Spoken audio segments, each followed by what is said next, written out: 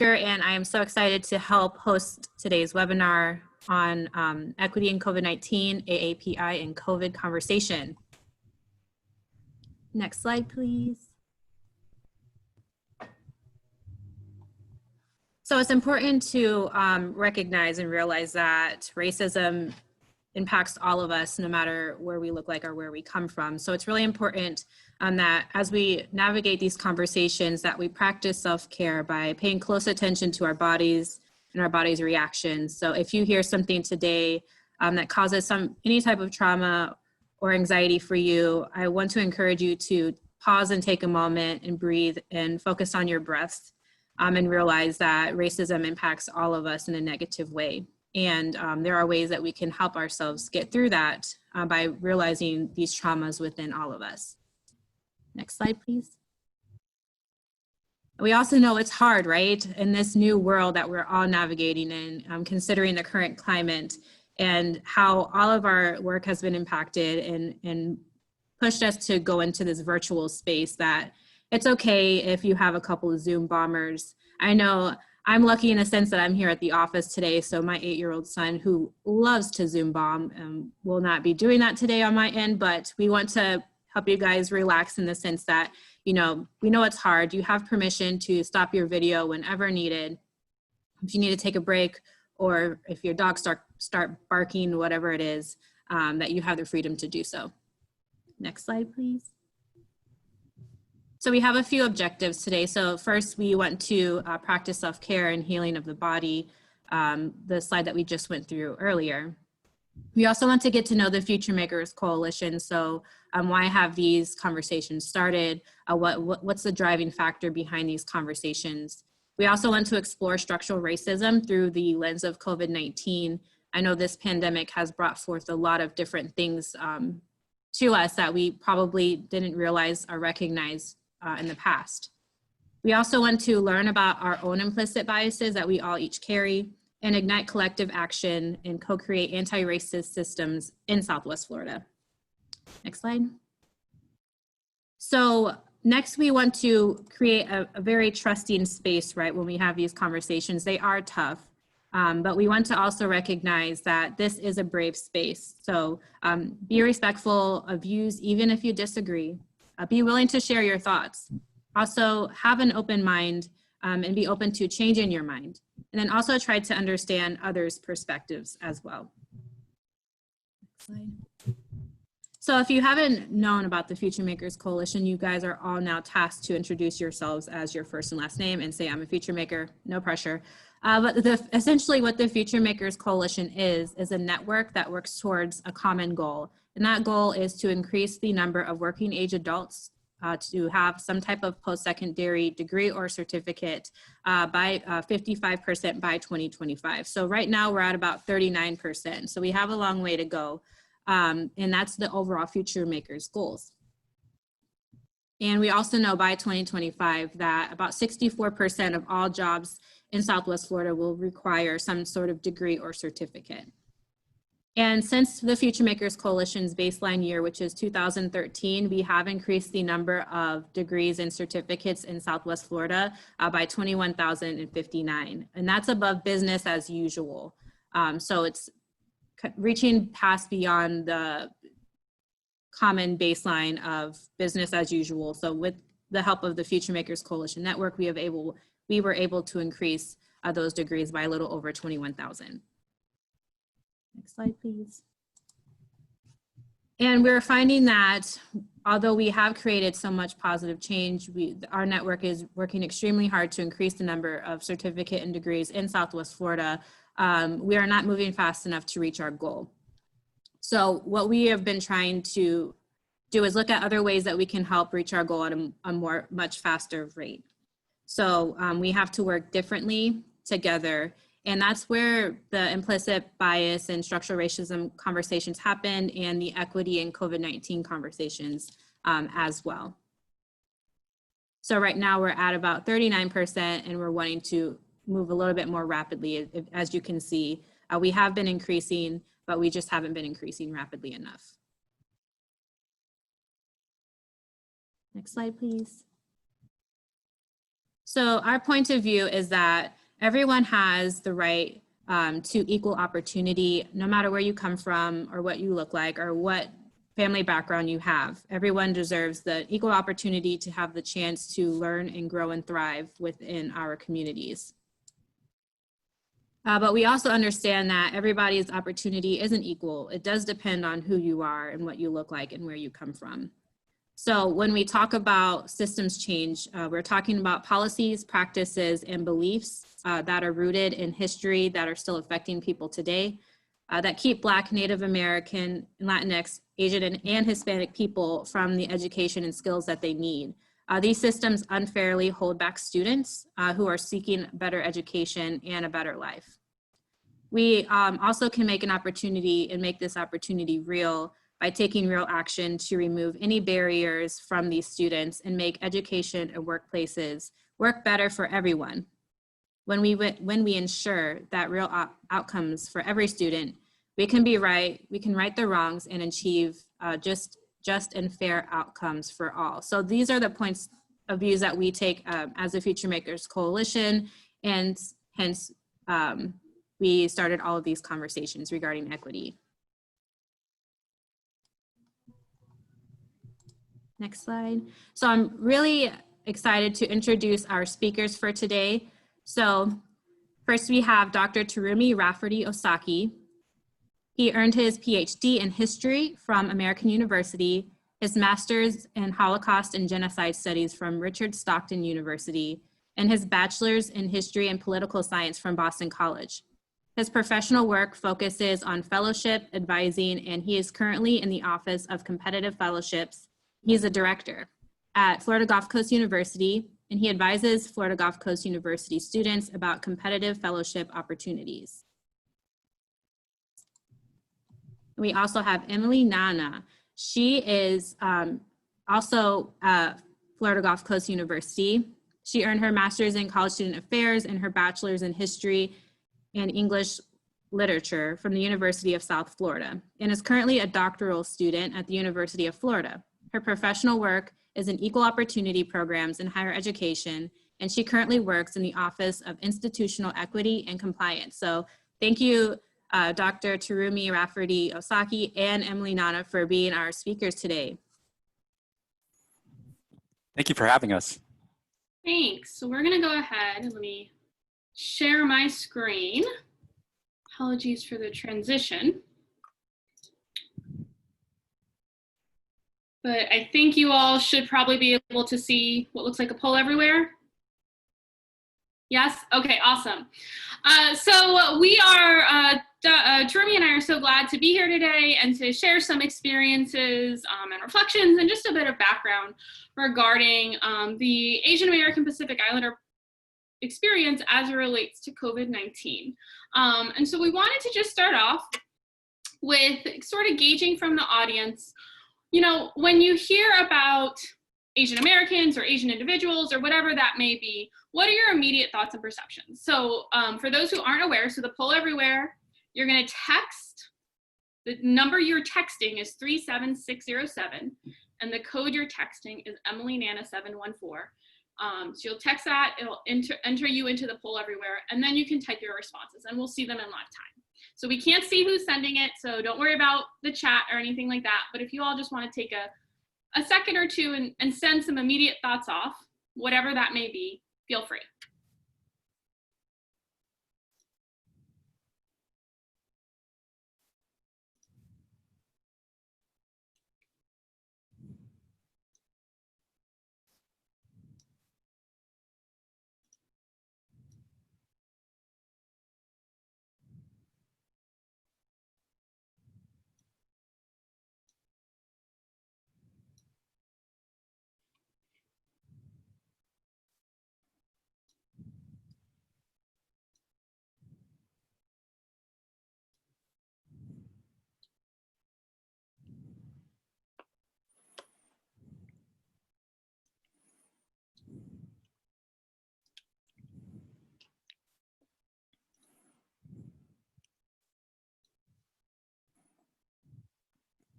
All right, so we're getting some responses coming in, and then this is, of course, a live cloud. So as the more responses that someone submits of the word, the larger that word is. So we can see a bit of an idea. So we'll give you like another 30 seconds and then we'll just sort of go over them really quickly. I'm sorry, I'm trying to play with all the screens I have on my computer so I can make sure I see them all.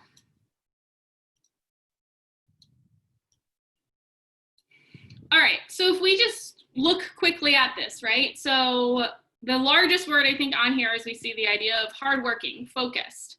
And then when you look at other smaller words, so maybe just one or two responses, you know, academically, quiet, discriminated, Asians, high achieving. So all of those are ideas that we come into, right? And so when we think about, and we're going to talk a little bit today about the history of the Asian American experience in America, as well as its current sort of iteration. But I think that these are all, you know, sort of that stereotypical idea you have of, right? When we think about our implicit biases, these are things that tend to come up. And bias isn't inherently a bad thing as long as you recognize your biases and think about how am I challenging myself on this. Jeremy, anything you want to add before I click to the next slide? I think what I would do is continue to focus on these words and think about why did we use them, especially with the Asian American Pacific Islander community moving forward. Great, thanks. All right, hold on, let me figure out how I switch over. All right, go, click.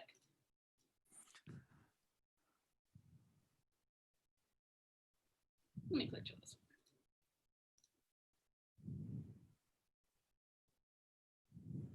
All right, I'm gonna hand it off to you, Jeremy. Absolutely. Good morning. Thank you for having me. Actually, thank you for having us. I apologize, Emily.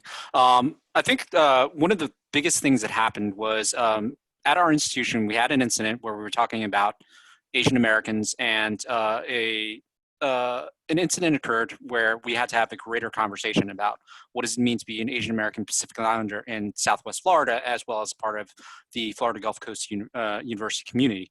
And one of the truest representations about this is the idea of Asian Americans in college.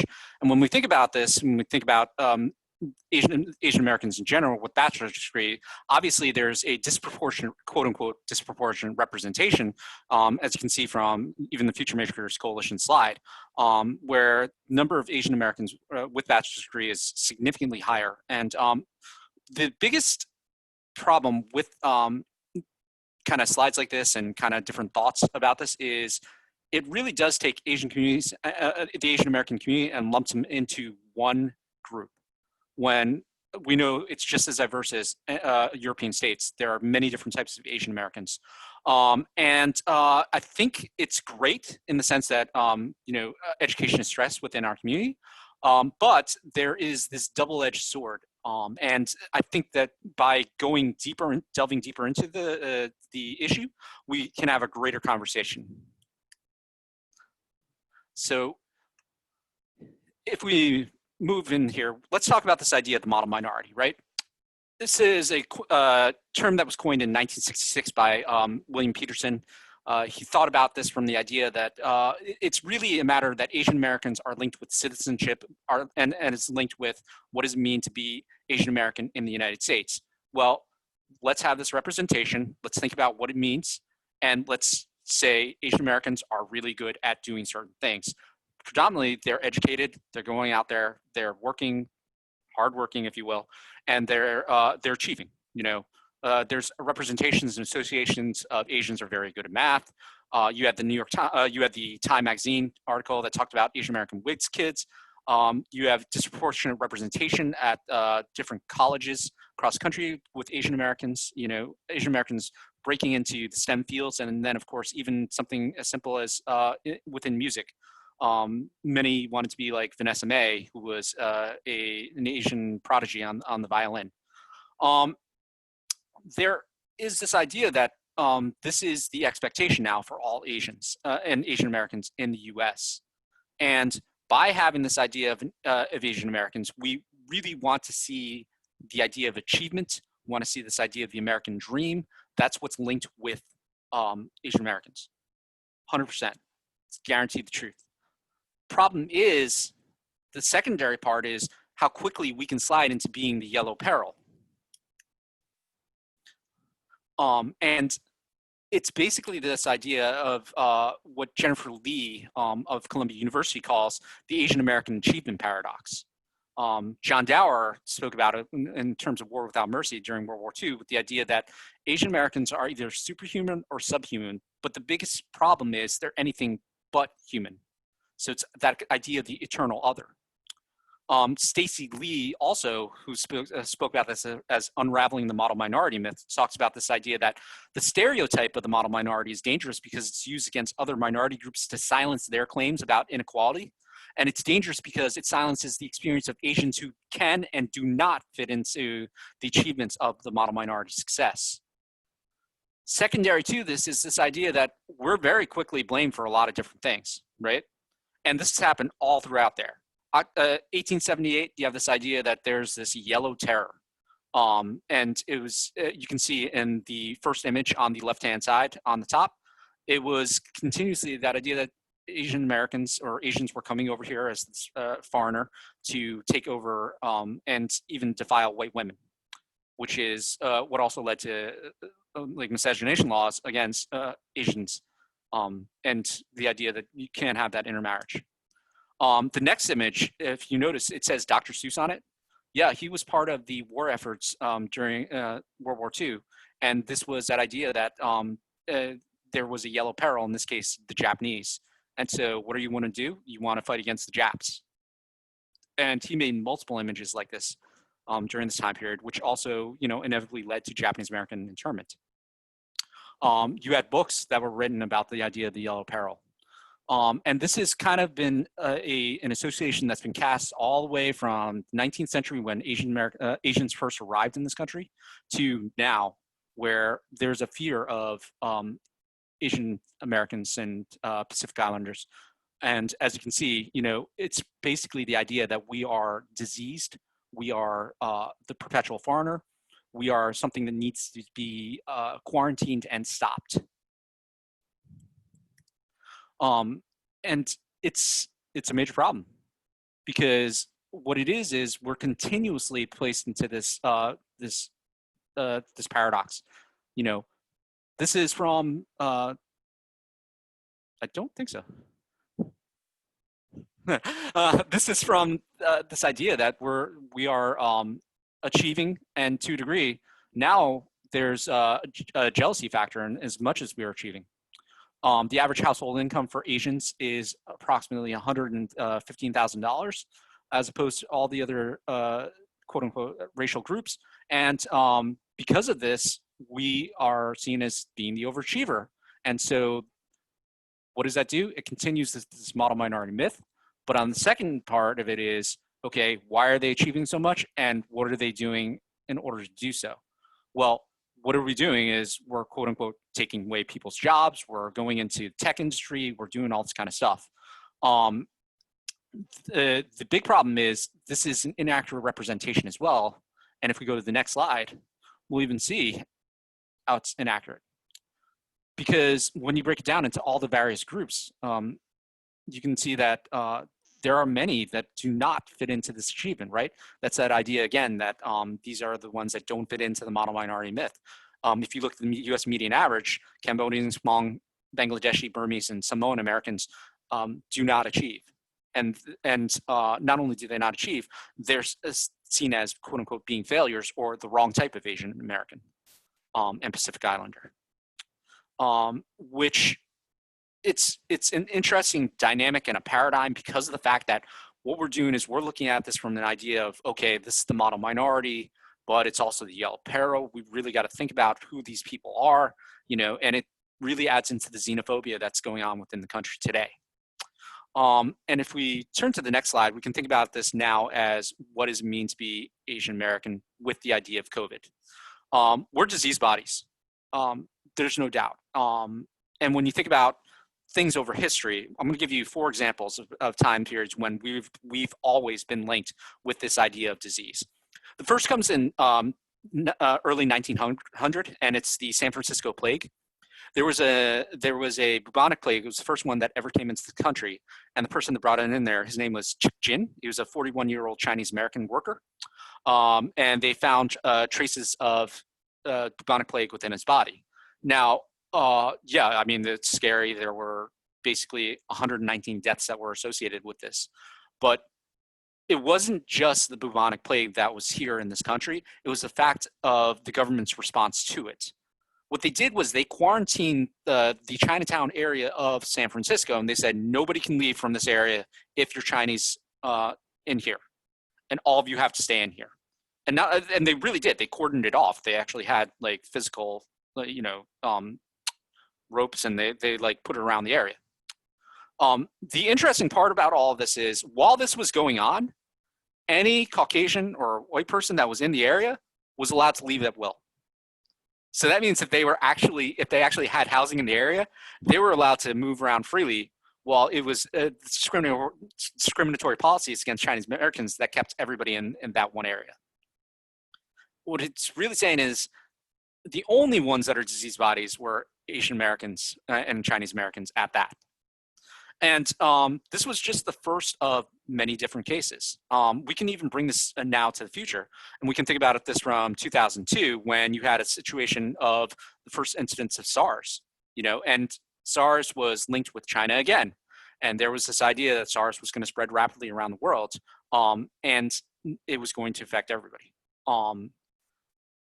And basically, it's that idea that while the epidemic caught China at first, it was unprepared to defeat the disease. 45 years after Mao Zedong made the idea of farewell to God of plagues, it's kind of like, okay, this is all happening over here in this country, but diseases don't have borders. And what we know is that it's quote unquote coming into the US.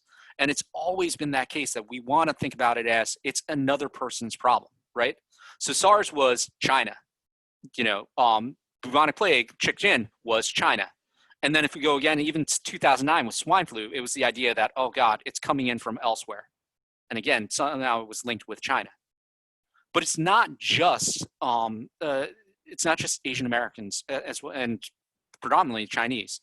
Discriminatory policies linked with disease and the immigrant or the other have been coming from this country long before that of the Chinese.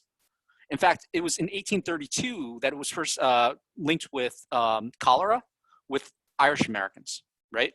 So that was the first time that it was linked, and it was like, geez, these Irish Americans are coming here and they're really doing all this kind of stuff, like plaguing our country. Literally, these are the terms that are used. Then you can bring it up to, at the same time you had Chick Jin, you also had the case of Typhoid Mary, who was going around, and she was a carrier of the disease of typhoid, but she didn't really have it. She was a cook in New York City. She was cooking for different families, and they all caught typhoid. Interesting part is she was quarantined for a while, but she put herself at the mercy of the courts, and they released her. She went back to being a domestic, cooking for other people, and she infected more people. But again, the association was there. This was a Irish American woman worker, and she was sitting there, and she was this carrier disease, and she was plaguing everybody. Now, there are false associations that are also made during this time, because what we can do is we can take a look at HIV. Somehow, that virus was the 4 H's, and in terms of a reference to perceived risk factors, right? And it was brought in with the idea of Haitians, homosexuals, hemophiliacs, and heroin users. Somehow, Haitians were linked with the others, right? Because if we can blame the other, we do not have to take responsibility for it ourselves. In no case is this clearer than in 1918, when you have the quote unquote Spanish flu, which was neither from Spain nor the flu was started there. It actually started out in Haskell County in Kansas. But the ability to blame the other makes it a lot easier than having to take responsibility and thinking that diseases don't have borders. And it's hard when you're fighting against the entire government, when you have a president of the United States who's calling it Kung Flu, when you have Senator John Cornyn, who blamed Asian Americans on March 19th, 2020 this year, for SARS, for swine flu, for COVID, and somehow even linked MERS, which is a Middle Eastern respiratory problem, to link to the Chinese. And what's happened now is we can think about it from this idea that, yeah, we might have started out with the model minority, but now we're definitely that yellow peril. We slid back in there again. And in both cases, the representation of the model minority or representation of the yellow peril is still other. And it promotes this idea of the professional foreigner and xenophobia in this country. And before I turn it over to my colleague, Emily, what I would say to you is this much. This is as much local as it is thinking about this from a top-down idea, in terms of an academic idea, right? This is all nerdy stuff. This is kind of academic stuff. Here's the deal. I walk into Miramar Outlets, do that every morning. Every morning since I first came down here back in July. It's a great place. I had no problems with it. Till one day when COVID was just picking up, where I was walking like normal, because that's what I do, and a security guard made a beeline for me and was like, "You're not welcome here. The mall, Miramar is closed." Didn't speak with other people there, just spoke with me. It wasn't the idea that it was closed. It was closed to me. Just as when I went over to Culver's another day, I was walking in there and, I was excoriated by another Caucasian woman. And she was like, "You need shoes to walk in there." I have flip-flops on just like everybody else, but apparently needed to make a point to say that I was wrong. Just as when I was running 3 blocks away from my place, I had a person in a pickup truck yell out the window, "Put a mask on, chink." Does not matter. This face, they see it as that other. I love apple pie, baseball, and moms. Doesn't matter. Not American. Continuously that idea of the other. And this right here is the problem when it's linked with diseased bodies. Emily, it's up to you.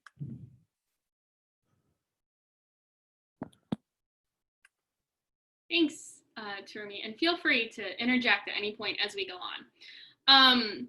So Terumi gave us sort of this overview of this history of sort of competing ideas and narratives around the Asian American experience in America. And now we want to really frame it within the context of our current pandemic situation. Like, how is this showing up? And honestly, though the existing xenophobia, existing racism, existing biases, these aren't new ideas, okay? It's not like COVID-19 came in and suddenly people are afraid or people are scared or people are mistreating, but it showed up differently, right?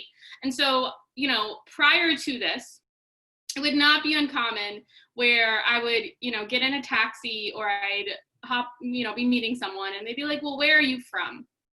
And I'd be like, "Well, I just moved here from DC." And then you get an answer like, no, but like, where are you really from? Like, where are you really from? And I'm like, "Well, I grew up in Palm Beach County. I don't know what to tell you. I'm a product of Florida public education. Congratulations." And it would make people angry, right? Because the question they weren't asking was, are you from, like, do you recommend a restaurant or which school do you like? But they're saying, you do not belong here and you look different, right? So that idea of this other that Terumi was talking about. However, COVID, I think, has exposed racism and xenophobia in a different sort of way, where it feels more aggressive and more violent and more fearful to individuals who may be experiencing this. So Stop AAPI Hate is a group that began collecting issues of COVID-related discrimination or hate crimes. They just started when the pandemic began in March, began collecting that information. And in the first 2 months, they had over 1,700 reports. And I think when I checked it last week, they're closer to 2,000 at this point. 37% of the issues that they are receiving or getting reports about are in public venues. So in restaurants, in malls, in very public spaces. But that also means, right, that over 60% of these issues are happening behind closed doors. So these are conversations in employment spaces, in education spaces, in private healthcare, whatever that may be, where someone isn't necessarily around. As of 2 months in, they have reports from over 45 states as well as the District of Columbia. You're also seeing some of the more inflammatory instances make the news, right? So I don't know that every single instance is being caught in those numbers. Because, I mean, Terumi just shared multiple experiences that he had. Do I think that every person is reporting every single instance? Probably not, right? There's a point at which someone says, okay, this is too emotionally distressing to have to keep reporting. I'm not going to keep doing that. I'm going to move on and focus on other things. But we have in Texas at a warehouse store, a man tried to stab a family, including the children, and said that it's because that they're Asian and that they are going to bring this disease and hurt them all. We have other instances similar to what Terumi described across the country of Asian American Pacific Islanders being asked to leave grocery stores, leave restaurants, that they're no longer welcome to be in the spaces that they would have been in regardless, doing the same thing. We're seeing an increase from coast to coast of physical altercations in public, people being hit, kicked, spit on, that they're being removed from public transit, that there are verbal altercations. There was one instance in LA where Asian Americans were followed and people were spraying disinfectant and cleaning product on them as they were walking through public streets. And then you're also seeing it hit really close to home, right? So this, and I apologize if it's like tiny on your screens, but this is a letter that one in California, a white woman went around and left letters telling, giving directives to Asian American homeowners and residents that they need to leave the United States of America because they're no longer welcome here. So all of these things are showing up. And I think when we think about this and we hear about it, right, like some of it maybe makes our news or it makes the national news, but a lot of these headlines that we're going to be looking at aren't coming from our local news stations, right? If you're not in that immediate area, you may or may not hear about this information. And it's easy for us to say as individuals, okay, this isn't an issue for my community. It's not an issue that surrounds us. But I think as we think about issues of equity and inclusion and dismantling the inherent principles of systemic racism, of white supremacy, of privilege and dominance, we have to recognize we all have a role to play in that. It's also worth noting that, you know, the racism and xenophobia is of course also showing up in our viral settings. So for many of us, we have gone inside, we stayed at home, we were following those at-home orders, but racism doesn't stop just because you're not physically interacting, right? So issues of Zoom bombing, right, where it's not your dog that's jumping in on the background, but people are hacking into accounts and taking them over. You're seeing emails or social media posts from other folks saying that you're not welcome, oh, you can't do this, you need to be excluded. And racism, you know, it permeates all of our spaces.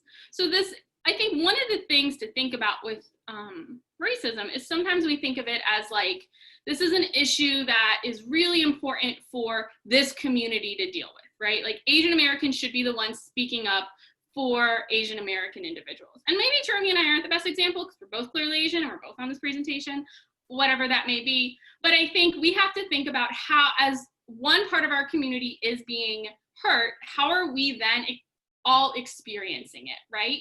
And I know that there's all kinds of language, and I would hope if you're on the call that you are interested and passionate about this topic.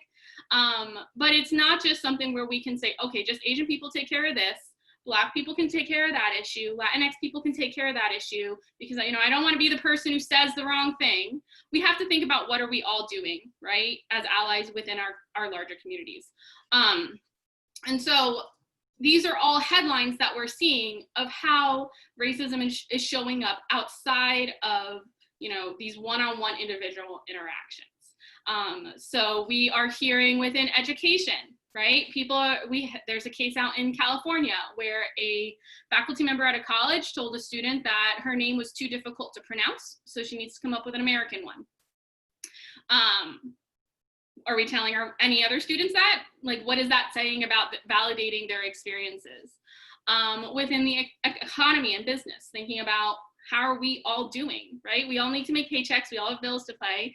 You know, we are seeing that in Chinatown areas and Asian American businesses that there's a significant decrease in sales. So in Seattle and New York City, you know, they're seeing 50-60% decrease in sales of what they have. Terumi mentioned earlier and pointed out that traditionally, or in many stats, Asian American individuals tend to have higher degrees of, or higher levels of degree attainment, right? More Asian Americans have degrees, it's disproportionate. And so when we think about our healthcare surroundings, right? It's just, Asian Americans are 6% of the US population, but they're 18% of the US physicians.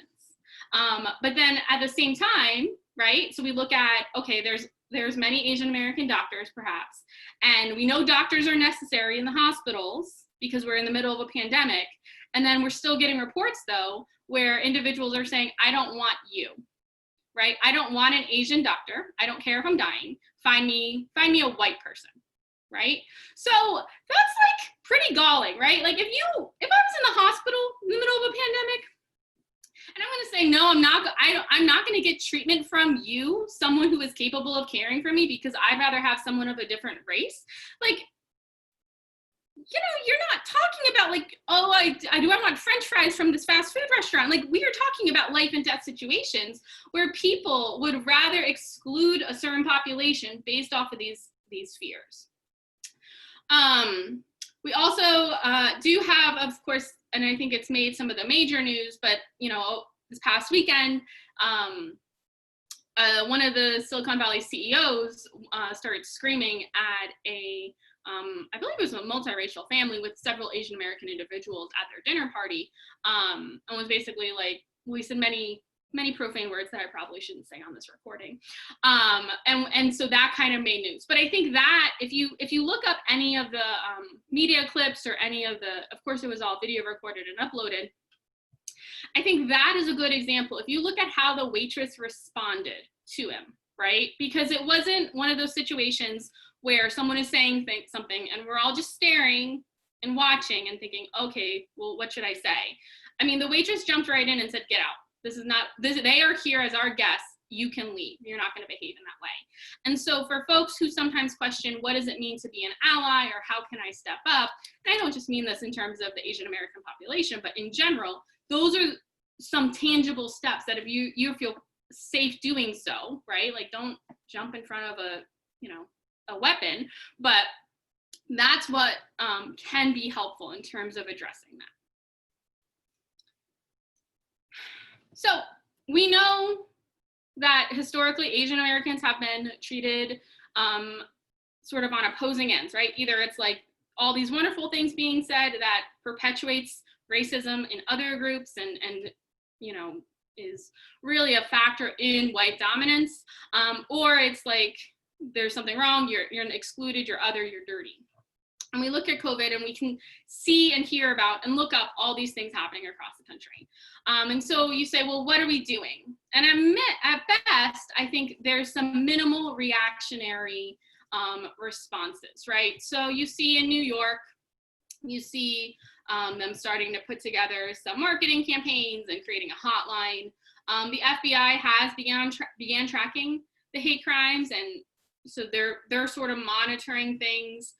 You're seeing statements, particularly from medical fields, from the CDC, from the World Health Organization, from American Medical Association, about, you know, addressing the stigma and reducing that stigma, that Asian Americans are not spreading the virus to you. But at best, these aren't proactive solutions, right? These are not things that are going to begin dismantling some of the systems that we're operating in and thinking about how are we creating a more equitable environment. These are just sort of responses to what's already a bad thing going on, saying, okay, we need to do something. And so I think we need to really begin challenging ourselves to think of, as we're experiencing and seeing these issues, how do we address them, right? Because it's not like we only should care about racism and we should only care about the Asian American population or the Black population or the Latinx, whatever the population. We should only care about them during certain times. We should be thinking of these things at all points. And in Florida, as we get closer and closer to home, you know, we're seeing even less. So the ACLU did send a letter to the state attorney general, but as I was searching, you know, for Florida news clips, it's very minimal what you will find in the state of Florida about any sort of xenophobic or race-based information. But it is worth noting, so in Davie, Florida, so what, an hour and a half, 2 hours away from us, you have an Asian American woman who started getting messages saying that she's not going to be hired anymore unless she renounces her Chinese citizenship. We don't even know if she's of Chinese descent in any way, right? When we look back at that monolith that Tarumi referenced before, where we tend to group all Asian Americans into this one idea, we don't know anything about that person. On March 13th in Miami, you have an Asian woman who was being chased in her community with a bottle of Peril as they tried to, quote, sanitize her. And so these things are happening. And when we look at Southwest Florida, we are not excluded from the idea that racism is someone else's issue. It is very much prevalent in our environment. So even as far early back as February, there was an Asian American fundraising event that had to be canceled, right? Because people were contacting the organizers and saying, oh, hey, I'm afraid that if I come to your event at a brewery, you're going to give me coronavirus. And so they had to go ahead and cancel their entire event and try to reschedule it with new marketing that just, we're all here, we all go to breweries, and yet somehow, right, like we're fine, we're doing all right, but we're not seeing any of the other breweries in February. There are plenty of events that were going on, right? It's only the Asian American one that was suddenly going to get everyone sick. In Sarasota, we have an Asian American man who was in a big box store, and he was confronted and followed until he eventually ended up leaving without his purchases because he kept being told that your people brought the Chinese virus here. And so these things are very much present in our environment. And just because we don't necessarily recognize it, or we're not discussing it, or it's not garnering the same sort of news attention, it doesn't mean that all these other statistics and all these other history are things that don't impact us. I think we need to think about, not only how are we acting and behaving, but how are we sharing information in a different way. So when Tarumi and I first came up with this, we had a longer title that didn't fit on, but it was like all punny. But when we think about, racism as a viral issue, not just virus, but like technology, right? And so when the media is sharing derogatory language, or we're calling things like, oh, it's the Kung Flu virus, or it's the Chinese virus, or those sort of things.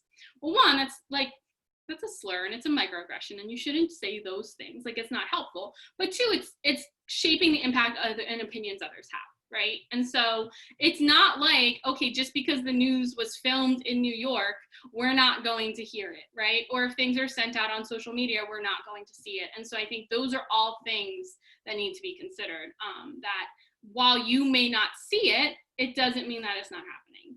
And I think from anecdotal conversations that I've had, perhaps some of the reason you're not seeing it is because there are some Asian Americans in our Southwest Florida community who have a physical fear of leaving their homes, of entering into a broader society, because they are afraid of experiencing the type of things that Tarumi was sharing, right?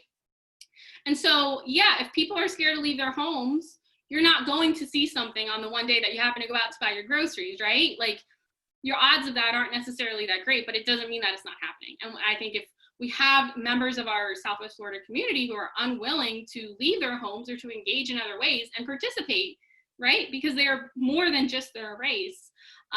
We really have to consider, like, what is it that we have perpetuated within our region that is stoking that sort of fear? And so when we think about all of these issues as a whole, I think it would also be remiss to not also address how does the Asian American population and sort of this sort of mistreatment that we're talking about fit within the Black Lives Matter movement, right? Because, the conversation around this presentation, I think it was pretty much like when we were still in safer at home orders, and it was very, very prevalent, right? And we're like, okay, we're definitely going to follow up on this. And then we sort of didn't hear anything about a while, and suddenly all the news stations were no longer talking about COVID-19 or the pandemic, but they were talking about Black Lives Matter. And now we've spiked back up, and so I think we're seeing a shift in that news. But I don't think that we need to think of them as two separate issues, right? Because xenophobia and racism and COVID-19 and world, healthcare and education, all these things, these are not independent issues, all of them are tied into fundamentally this concept of who is the majority with dominance in America, right? So who is American? And oftentimes the stereotype of that and the dominant narrative that we're operating within is your white male, right? And so we have created this idea of non-white is negative and white is positive. And we see that show up in lots of different ways, right? There's like all kinds of studies where you can like look at little kids and the dolls, how they treat their dolls, or how do people rank beauty, or how, like all these things, okay? But we don't need to turn it into, okay, well, if, you know, Asian Americans are talking about the experiences they're having, then they're not supporting Black Lives Matter, because all these things need to come together. And we all need to be working together to think about how are we addressing these issues that are here at our doorstep. The solution that we sometimes hear about, and this ties into the model minority idea, is okay, you just adapt to sort of the dominant, which is the white culture, right? So like, okay, and when Asian Americans are being treated positively as that model minority, you hear about, oh, you're so hardworking, you're so quiet. Well, look at what that Asian girl did, and why can't you be like that, right? And that's not helpful, because what that's doing is pitting groups against each other, when what we should all be saying is everyone is capable of doing these things. Because if you begin to speak out, right, and then you begin to say like, no, do not follow me around on the street, do not throw sanitizer on me, I can go into the store and buy my food if I want to, it becomes, oh, you're angry, you're aggressive. And we're seeing this narrative get twisted. It's problematic because it's perpetuating issues of white dominance and supremacy, which are fundamentally rooted, right, in keeping people who look like non-white individuals, you know, in a subservient position. And so however we try to navigate it, it doesn't change that it's problematic in a lot of ways. Jeremy, anything you want to add on? I've been like ranting. I think the biggest thing is the fact that even within the Asian American community, we have to have that conversation, as well as to where do we fall. And like, this is where Frank Wu's work talks about this one as yellow being that in-between state between white and Black. And we've seen this even in movies and kind of conversations as to like, well, where do we fit into all this? And as you're saying, like the heterosexual normative is attractive, which like feeds into this idea of the model minority again. Want to make sure that we're on the quote unquote right side of race and racism. But whenever incidents like COVID happen, it definitely states exactly where we are in terms of race and kind of like ideas as a country. And we are still considered to be that other. So obviously, you know, our hour and a half webinar isn't going to dive really deep into any of these topics, right? These are more just sort of ideas of what else should you be thinking about. So where can you learn more? FGCU's library actually put together a really great resource guide on race with a lot of different topics and perspectives. Some of it, if you are not affiliated with the university, you may not be able to access, but some of it is public access information. But there are also, you know, several other organizations where, particularly within the AAPI community, they're beginning to track the COVID experience. And I think we're seeing interest come out about research in terms of how is it impacting the economy, how is it impacting the experiences of others. And then the American Medical Association actually is quite a bit, that link doesn't just focus on the AAPI community, but about health equity in general. So this idea, you know, there's this false narrative that like, oh, COVID-19 is going to, you know, it impacts all of us the same and we're all like going through the same thing. Well, we're not, right? We know that our communities of color are being disproportionately negatively impacted, that, you know, and this ties into systems of poor healthcare, systems of, you know, lack of generational wealth, like all these things that over time build up and put those communities at a greater risk. And so the AMA website, I think actually has quite a bit of stuff that could be of interest. But with that, I mean, I think that's our end. So before we hand it back over to Kim, anything you want to say, Terumi? I think it's just thanking everybody for being here, being open to having this type of conversation. thinking about the Asian American community, which is, from where I come from, much smaller than DC and Orlando. So it's really nice to know that there are allies out there who can kind of spread the word and really think about what it means to be an ally for the AAPI community. All right, so we'll hand it back to Kim, and then, you know, as she's wrapping up, of course, if anyone has any questions, feel free to drop them in the chat box or anything like that. We still have a bit of time. Yeah, so does anyone have any questions? Definitely want to open this up for conversation, especially since we have two wonderful speakers who have not only great knowledge, but also personal experience. So please feel free to go ahead and let's start a conversation and ask any questions. You can either enter them in the chat box, or there's not many of us on the call. You can feel free to unmute yourself and ask any questions that you have.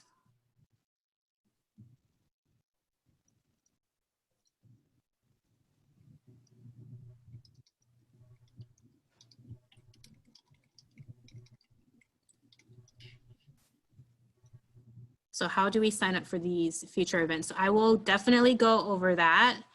Does anyone have any questions specifically about the topic that we are discussing before we move on to future events?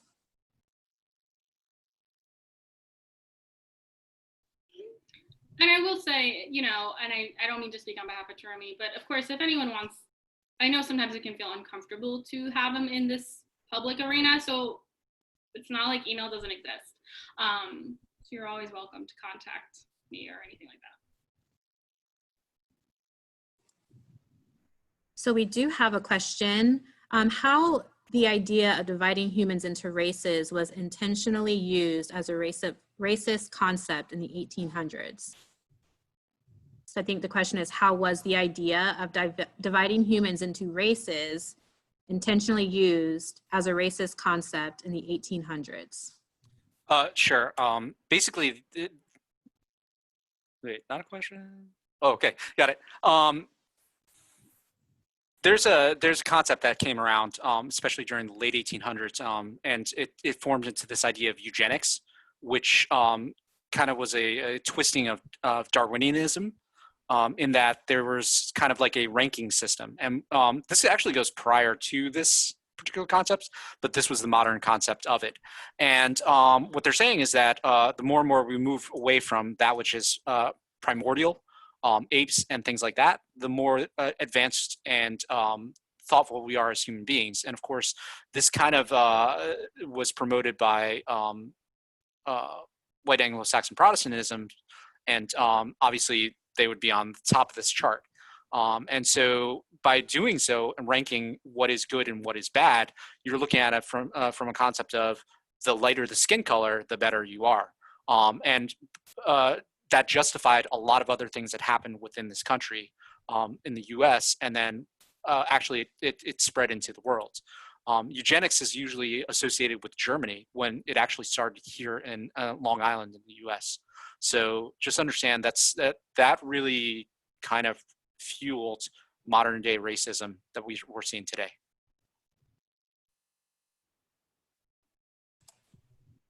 That was an awesome question. And yes, I think we can take advantage of the degrees Dr. Terumi has in history and in his background. So if you have any questions like that, definitely feel free to ask. We do have time.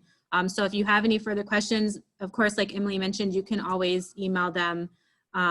If they would like, I can share their contact information with all of you after the call or in the chat.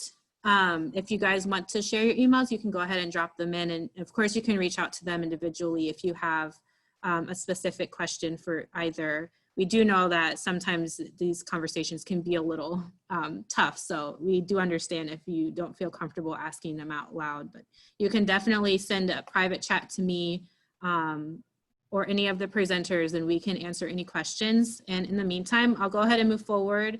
Especially if you don't have any questions. So I'll give you a moment to unmute and ask, or either type in the chat box. I know someone said not a question, but thank you very much. I now realize I need to keep working on my perceptions.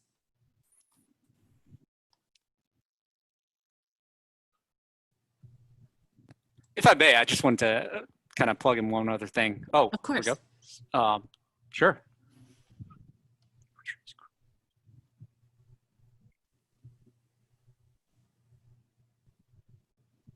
Okay, so how?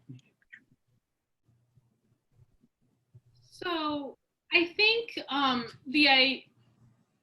so the question is, how do the media portrays coronavirus spreading to the US and throughout the world as a Chinese problem rather than a governmental problem that the Chinese government, maybe that you're saying wasn't appropriately addressed in some way? I think that comes into the concept of xenophobia, right? And maybe it's our fault. We should have done more of a sort of like vocabulary thing in the beginning, but xenophobia is the idea, like this fear of the outsider, right? So most folks are familiar with the idea of like racism, right? That we treat, people are treated differently based off of their race. No, there is no reverse racism. That is not a thing. That's a separate conversation. But xenophobia is the idea of like this outsider or this foreigner and the fear of it. And so I think when we are hearing the COVID pandemic turned into this idea of it's a Chinese problem, I think that is reflective of that xenophobia, right? It's meant to spark fear so that we have someone to blame for this, right? And so regardless of what is or isn't being done, right? And people are impacted in a variety of ways, we can blame this outsider for it, okay, right? And conveniently, right, there's Asian people in America. So like they give us a very convenient physical person or concept to focus some of that frustration towards.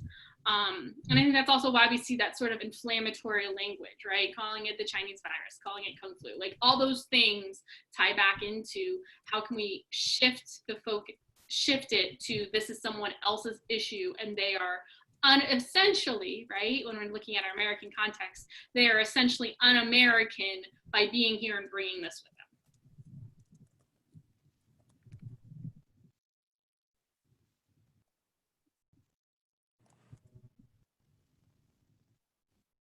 And then also, as the presentation was going, I did drop some links into the chat. I do highly suggest, if you're interested, I know Dr. Terumi provided some further reading, so I would definitely encourage, if you're interested, to go ahead and copy and paste that into a Word document that you can save and refer to later, because once this Zoom call ends, you won't have the access to the chat anymore. So that's definitely a really good way to keep track of those links and resources that you can use to refer back to or further your expansion of knowledge on this topic as well.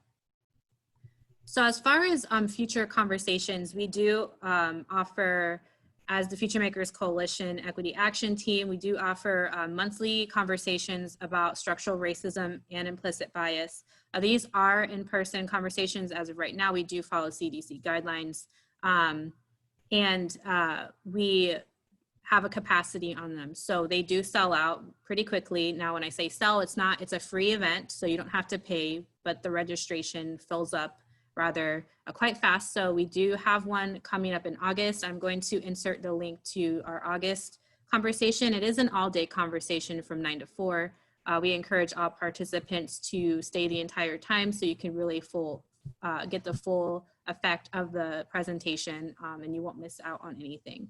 And we are also continuing our equity and COVID conversations. So the next one is going to be on July 30th, and it's going to talk about current issues in higher education concerning COVID-19 and everything that's going on in the current climate. And so I will, yes, of course. Not to interrupt you, I do think we're trying to get one more in the week of July 24th, and that'll be more on K-12 preparation in the context of COVID. Awesome.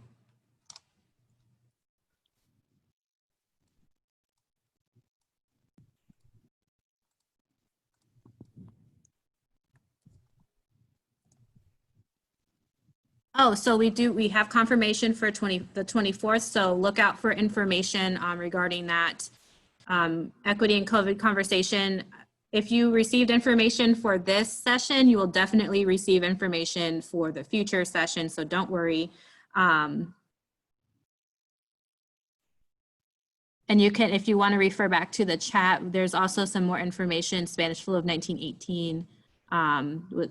It was called the Spanish flu, but it originated in Kansas. Thanks for the great session. Also, The Great Influenza, the story of the deadliest pandemic in history is a great resource. That's also in the chat. So definitely go ahead and copy and paste those links. I also included the link to the July 30th COVID and equity and COVID conversation, as well as the August 21st structural racism and implicit bias conversation. If you're interested in further dates, we always post them on the FutureMakers event calendar. So you can always refer to that, and I'm going to leave that website for you in the chat as well.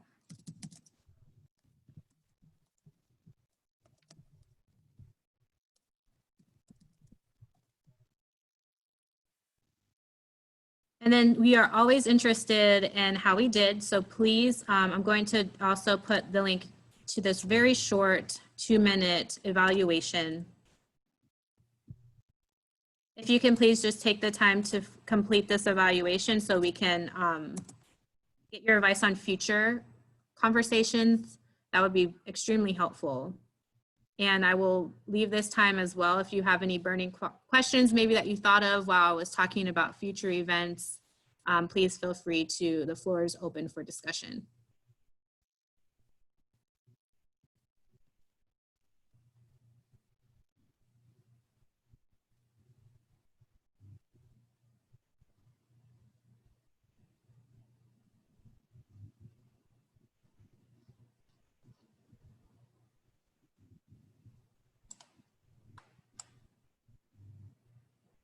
Okay, I want to give everyone a chance to click on that evaluation link. If not, if you've already clicked it, you have it open. Thank you so much, presenters. Do you have any last minute comments?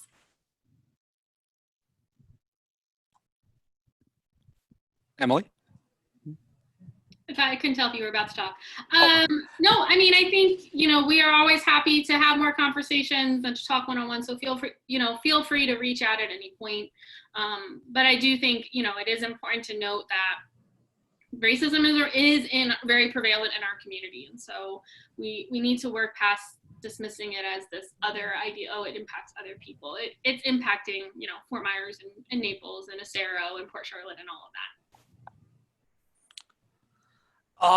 I would just say be aware and listen to how people speak. I'm a huge baseball fan, so I'm going to give you an example from baseball. But basically, when we think about Asian and Asian Americans in sport, you can even look at somebody like Ichiro, and that's what everybody's looking for. And that is the quote unquote standard / model minority that everybody wants to reach.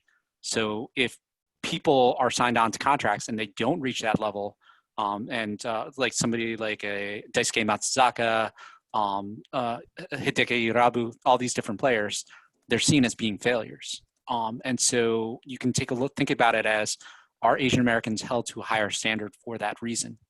You know, consider what that means for the Asian American community, as well as for you in terms of being an ally.